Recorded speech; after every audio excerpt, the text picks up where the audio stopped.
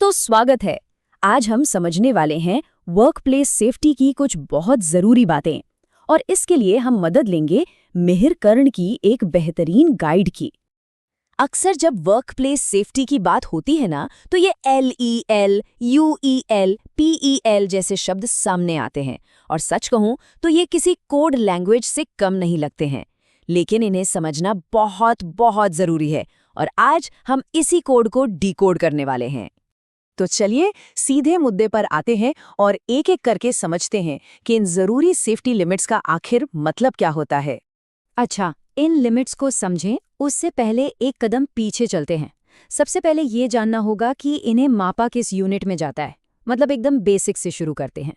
तो ये यूनिट है PPM यानी पार्ट्स पर मिलियन। नाम सुनकर शायद थोड़ा टेक्निकल लगे, पर इसका कॉन्सेप्ट बड़ा सिंपल है। बस इतना समझिए कि हवा के 10 लाख हिस्सों में किसी खतरनाक चीज के कितने हिस्से मौजूद हैं। बस यही है PPM।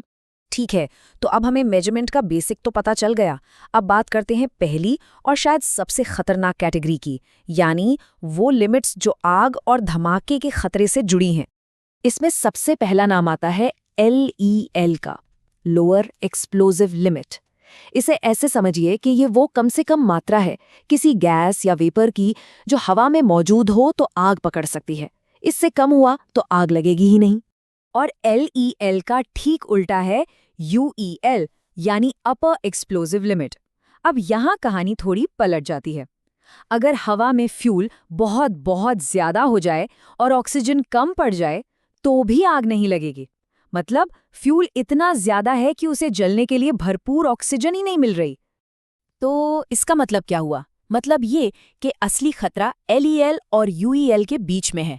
LEL से कम है तो फ्यूल बहुत कम है, मतलब टू लीन, और UEL से ज्यादा है तो फ्यूल बहुत ज्यादा है, यानी टू रिच।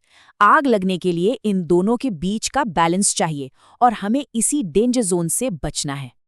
चलिए आग और धमाके वाले खतरे से आगे बढ़ते हैं। अब बात करते हैं उन लिमिट्स की जो सीधे सीधे हम लोगों की, मतलब जो वर्कर्स हैं, उनकी सेहत से जुड़ी हुई हैं। ये इंसानों को बचाने के लिए हैं। और इसमें सबसे जरूरी है PLL, परमिसिबल एक्सपोजर लिमिट। देखिए ये कोई सलाह नहीं है, ये कानून है। ओशा का बनाया हुआ नियम है जिसे हर कंपनी को मानना ही पड़ता है। ये आमतौर पर एक पूरे 8 घंटे के वर्किंग डे के एवरेज एक्सपोजर की लिमिट होती है। फिर आता है STL यानी शॉर्ट टर्म एक्सपोजर लिमिट। अब सोचिए क्या हो अगर कोई किसी खतरनाक चीज के बहुत ज्यादा कॉन्सेंट्रेशन में, भले ही सिर्फ 15 मिनट के लिए आ जाए। STL बस इसी सिचुएशन के लिए है। ये हमें थोड़े समय के हाई एक्सपोजर से होने वाले फौरी नुकसान से बचाता है। तो यहाँ एकदम क्लियर हो जाता है कि PEL और STL में मेन फर्क टाइम का है। PEL है 8 घंटे की मैराथन, तो STL है 15 मिनट की स्प्रिंट। एक लंबे समय के एवरेज को देखता है, दूसरा अचानक बढ़े हुए लेवल को। दोनों ही जरूरी हैं, पर अलग अलग खतरों के लिए। अच्छा, अब आते हैं TLV पर, थ्रेशोल्ड लिमिट वैल्यू। याद है हमने कहा था कि PAL एक कानून है। TLV एक गाइडलाइन है, एक सिफारिश। ये लेटेस्ट साइंटिफिक रिसर्च पर आधारित होती है और अक्सर अपडेट भी होती रहती है। सच तो ये है कि कई अच्छी कंपनियां PAL से भी ज्यादा सेफ रहने के लिए TLV को फॉलो करती हैं। और आखिर में है TWA, टाइम वेटेड एवरेज। ये असल में कोई लिमिट नहीं बल्कि एक तरीका है, एक कैलकुलेशन। देखिए पूरे दिन में एक्सपोजर लेवल ऊपर नीचे होता रहता है ना?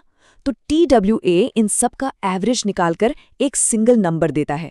फिर उस नंबर को PEL या TLV से कंपेयर किया जाता है, ये देखने के लिए कि सब सेफ है या नहीं।